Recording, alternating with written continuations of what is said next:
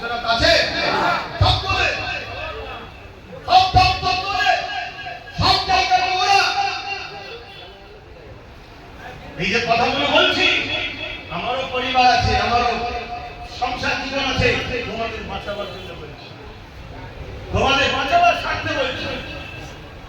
তাহলে আমার টার্গেট ছিল 20,000 গ্রাম, সেই জায়গায় 7,000-এ আমি এখন স্থগিত আছি। ধরে ভালোবাসার লোক আলাদা, ভালোবাসার লোক আলাদা। আজ আমার এক ভাই মুম্বাই একটা র্যালি করলো মোস্তাকের রসুলের বিরুদ্ধে, ইনকার করে 1.5 করে লোক হয়েছে। তোমরা তো মাথা রাখছ, ওই প্রোগ্রামটা যদি না হতো এতদিন আরো কত কি হতো তোমরা জানো? তোমরা বোঝো? তোমরা তা বোঝো না। ওই ভিড়টা তোমাদেরকে আগামী 2-5 বছর নিঃশ্বাস দিতে দিচ্ছে। কাল যখন আমি রাখবো তখন তুমি তো কারবার নিয়ে ব্যস্ত, তুমি তো দোকান নিয়ে ব্যস্ত, তুমি তো দুনিয়ার সেকুলার ভণ্ড বিকাশের জন্য ঘোরা ব্যস্ত, তুমি তো বেঈমানদের জন্য ঘোরা ব্যস্ত, তোমার তো সময় নেই যাবা। এই তো জীবন মানে, এই তো অবস্থা মানে। তাহলে আপনি 20,000 গ্রামে যদি আমি 30টা করে ছেলে করতে পারতাম, তাহলে 6 লক্ষ কর্মী, কর্মী আলাদা দিকে, ভক্ত আলাদা দিকে। কর্মী মানে তার অ্যাসেট এটা। এখানে যারা কর্মী আছে তারা সংগঠনের কথাকে ক্যাচ করছে, বাকি সবকটা ভক্ত আলাদা নিয়ে ভালোবেসে এসছে। কথা কি বুঝছেন না? এবং যারা এখানে নেতৃত্ব শুধু আছে তাদেরকে ইনভাইট করা হয়।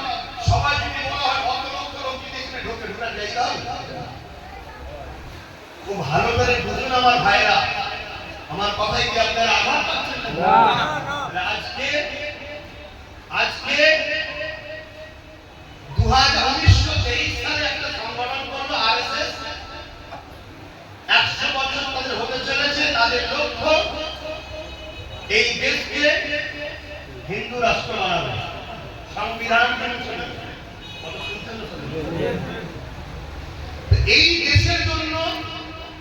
যেমন হিন্দু ভাইয়েরা রক্ত দিয়েছে, পাঞ্জাবিরা দিয়েছে, শিখেরা দিয়েছে, আদিবাসীরা দিয়েছে, মুসলমানরা রক্ত দিয়েছে না দেয়? দিয়েছে। সবাই মিলে এক জায়গায় বসে একটা সংবিধান নেওয়া হলো।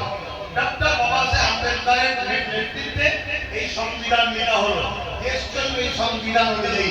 আজকে সেরকম একটা ভিআইপি লোকের মুখ থেকে, এত পাওয়ারফুল লোকের মুখ থেকে আজকে কথা বেরোচ্ছে। 100 বছর ধরে তারা সবর করে ধৈর্য ধরে আগাচ্ছে, উদ্দেশ্য তাদের পূরণ করার জন্য। কিন্তু আজ আপনাদেরকে ভাবাচ্ছি, আমরা কখনো কোন ধর্ম, কোন দিন, কোন সমাজ বা দেশের ক্ষেত্রে কোন রকম সাদা পরিমাণ গুণা মানসিকতা রাখা আহলে সুন্নাত ওয়াল জামাত শিখাই না, শিখাতে পারবেও না। এটা ইসলাম বিরোধী, এটা ইসলাম বিরোধী। কিন্তু আমাদেরকে, আমাদের অধিকারকে, আমাদেরকে বাঁচার জন্য আমাদেরকে সংগঠিত হওয়া দরকার আছে না? আজকে দেখুন আমার হুজুরের সাথে গুস্তাখি হচ্ছে, আমার পীরের নামে গুস্তাখি হচ্ছে, আমার কোরআন শেষাবার নামে গুস্তাখি হচ্ছে, আমার আল্লাহর সামনে গুস্তাখি হচ্ছে, আমার হুজুরের কার্টুন তৈরি